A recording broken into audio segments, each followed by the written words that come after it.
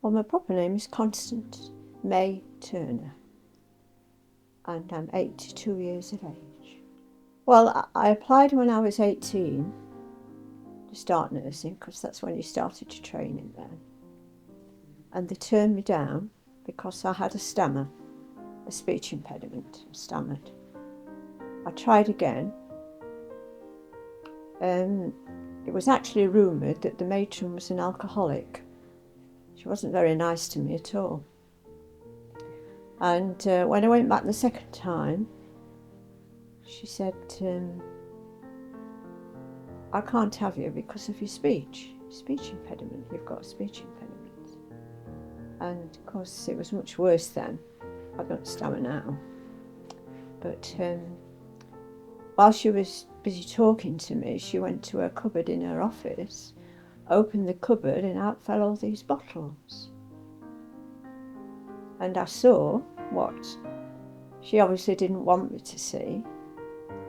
And I think that made her think a bit more, and she decided to give me a chance. Probably to keep my mouth shut, I don't know. I started off to train to be a state honour roll nurse, which was 2 years training. And then later on in my career, I decided to do my SRN, and I did state registered course. Anyway, I started my training. Yeah, there was a lot of carrying on between the nurses and the doctors. Yeah, and they used to put the glass to the floor. The doctors' quarters were below and the nurses were above, and you could hear what was going on down below. All sorts. It was Scarsdale Hospital then that trained the state and roll nurses. And most of them were geriatric patients, elderly patients. And I remember one of the orderlies saying to me, "You aren't going to have some trouble when you get older, you're only a titch." And obviously, when I did get older, I started having lots of back problems because of the lifting. But I had a nurse come tell me once, called Nurse Smart, and she asked me what she ought to do, because I wouldn't sit in the office. I used to sit in the middle of the ward because you couldn't see the patients, all the patients from the office window. And I said, well, if you could collect the teeth up, because most people then had false teeth. They got the pots with their names on. I said, if you could collect them up, wash them, and then in the morning, give them out again, because they'll all be fresh. She came to me. She obviously didn't tell me what she'd done till morning, and she said, I'm ever so sorry, nurse, but I put them all in sync together. There were 40-odd men on that ward. They didn't all have false teeth, but I should have gone off at 7. I was there till 9 o'clock sorting these teeth out. I've never forgotten her because her name was Nurse Smart. And every time I stammered, my father hit me. He slapped me across my face. If you can't talk properly, be quiet. And he hit me. I was frightened to death of him. He was really nasty man, cruel man. He'd only got one arm, he was born like it, whether that had anything to do with the way he was, but he was horrible to me. Anyway, when I started nursing, I decided to try and get speech therapy help. And I went to see my GP, and he referred me to the speech therapist clinic. And I went there for quite a while. And then my GP had done a course on hypnosis, and he asked me if I'd like to try it. Well, his name was Dr. Lockie. He was a nice, kind man. And he said, let's try it. And I think having the confidence in him and the confidence in myself, it helped me stammer. The patients were all brilliant. They were just odd ones that were used to copy me. But I learned to accept it, get on with it. But when I was working on outpatients, you used to have to shout the names into Plaster Theatre or wherever they'd got to go. And I used to stammer them sometimes. And there was a new consultant. He was an American Jew. He'd come over here during the war, and everybody was frightened to death of him. But when I went back in one day, he said to me, "Why do you stammer?" And I explained what had happened to me. And he said, you just remember that you're as good as anybody else. But I'll never forget how kind he was. I mean, I was only 18, so. Oh yeah, I couldn't afford a fob watch, you know, a nurse's watch when I started training.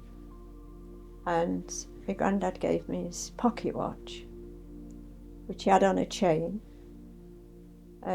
like they used to have a pocket watch in his pocket, and he gave it me. And he had to live in the nurse's home then for so many weeks, and it got stolen. I never got it back, never found it again. I think he's got it on that picture there.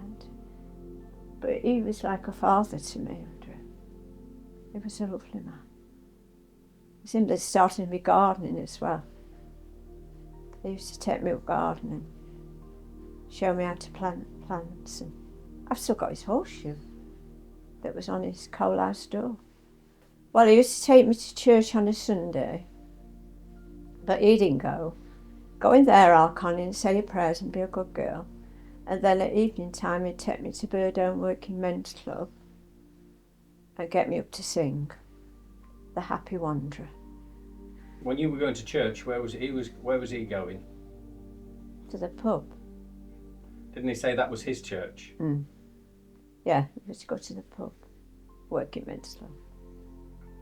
But he worked on the railway for 35 years, I think he worked on the railway. So he knew a lot of railway men. And the clubs were, well, they were like family really, a lot of the people that went.